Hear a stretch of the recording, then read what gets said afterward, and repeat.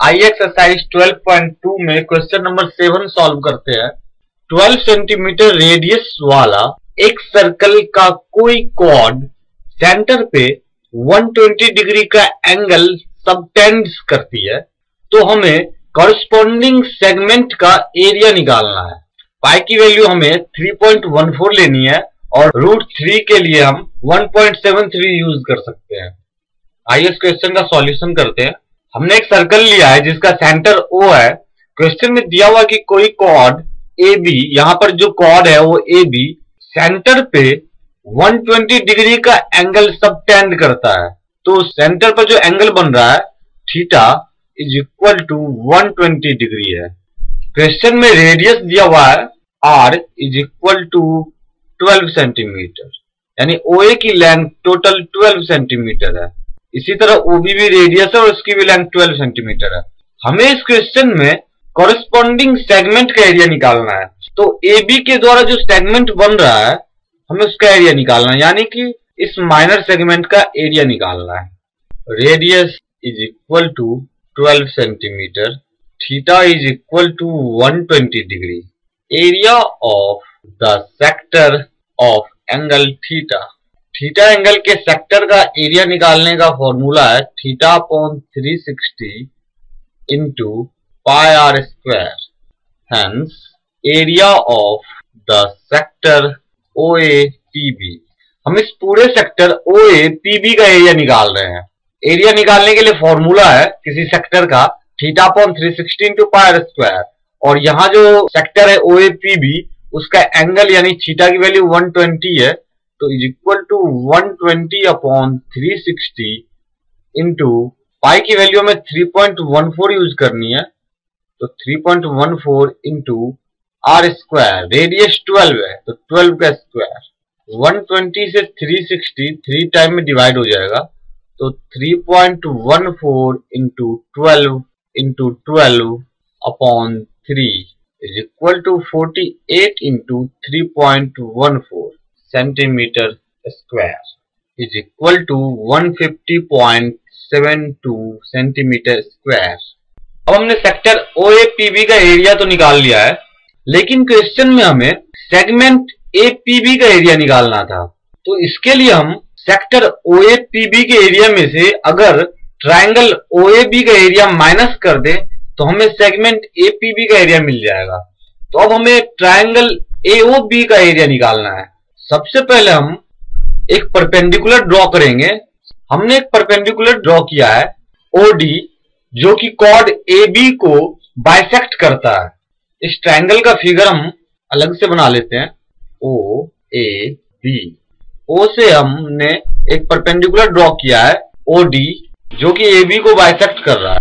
Late us draw a perpendicular from point O to AB, perpendicular OD to AB on the chord AB. It will bisect the chord AB. हमने एक perpendicular draw किया है OD chord AB पर, और ये perpendicular AB को bisect करेगा। Hence AD is equal to DB। इसे हम इक्वेशन फर्स्ट मान लेते हैं। क्वेश्चन में टोटल एंगल AOB 120 था। हमने एक परपेंडिकुलर ड्रॉ किया जब, तो ये 120 दो पार्ट में डिवाइड हो जाएगा 60 डिग्री 60 डिग्री, क्योंकि परपेंडिकुलर OD जो है वो एंगल 120 को दो भाग में डिवाइड कर रहा है, 60 डिग्री और 60 डिग्री में। यानी जो एंगल 120 था, अब एंगल AOD 60 डिग्री है, इसी तरह एंगल DOB भी 60 डिग्री है। टोटल एंगल 60 प्लस 60 120 हो जाएंगे। OA की लेंथ 12 सेंटीमीटर है, इसी तरह OB की लेंथ 12 सेंटीमीटर है। इन ट्रायंगल AOD ट्रायंगल में cos 60 degree is equal to होगा, cos हम जानते हैं कि बेस अपॉन हाइपोटेन्यूज का रेशियो होता है, तो B अपॉन H हुआ। यहां बेस OD है तो OD अपॉन OA। OD की वैल्यू तो हमें पता है नहीं, तो OD अपॉन OA हमें पता है 12 सेंटीमीटर, क्योंकि ये रेडियस है। तो cos 60 होगा 1/2 is equal to OD upon 12, that is OD is equal to 12/2 is equal to 6 centimetre, यानी OD की जो लेंथ है वो 6 सेंटीमीटर है। नाउ इन ट्रायंगल AOD, अब फिर से हम ट्रायंगल AOD में एक और रिलेशन निकालने वाले हैं, sin 60 degree. sin 60 degree is equal to होगा साइन परपेंडिकुलर अपॉन हाइपोटेन्यूज का रेशियो होता है। 60 डिग्री के लिए जो परपेंडिकुलर होगा AD होगा, क्योंकि हम जानते हैं कि हम जिस एंगल के लिए रेशियो निकालते हैं उस एंगल के सामने की साइड परपेंडिकुलर होती है। तो यहां पर 60 डिग्री के लिए रेशियो निकाला जा रहा है, तो 60 डिग्री के सामने की साइड AD परपेंडिकुलर होगी।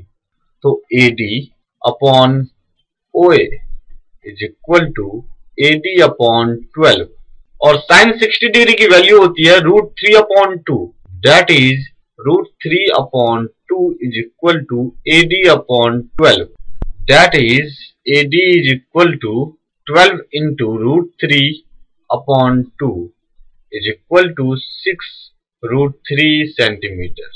AD की जो वैल्यू आई है वो है 6√3 सेंटीमीटर। नाउ अब हमें AD की वैल्यू पता चल चुकी है 6√3 सेंटीमीटर, तो हम AB की वैल्यू अब आसानी से पता कर सकते हैं, क्योंकि AB होगा AD plus DB। AB is equal to AD plus DB is equal to AD plus AD from equation 1। Equation 1 में हमने AD और DB को इक्वल दिखाया था, तो AB की जगह इसलिए हमने AD प्लस AD लिख दिया, इज इक्वल टू हो जाएगा 2AD is equal to 2 into 6√3 is equal to 12√3 centimetre. तो AB की लेंथ हमें पता चल चुकी है 12√3 centimetre. Area of triangle AOB is equal to 1/2 into base into height is equal to 1/2 into AB into OD।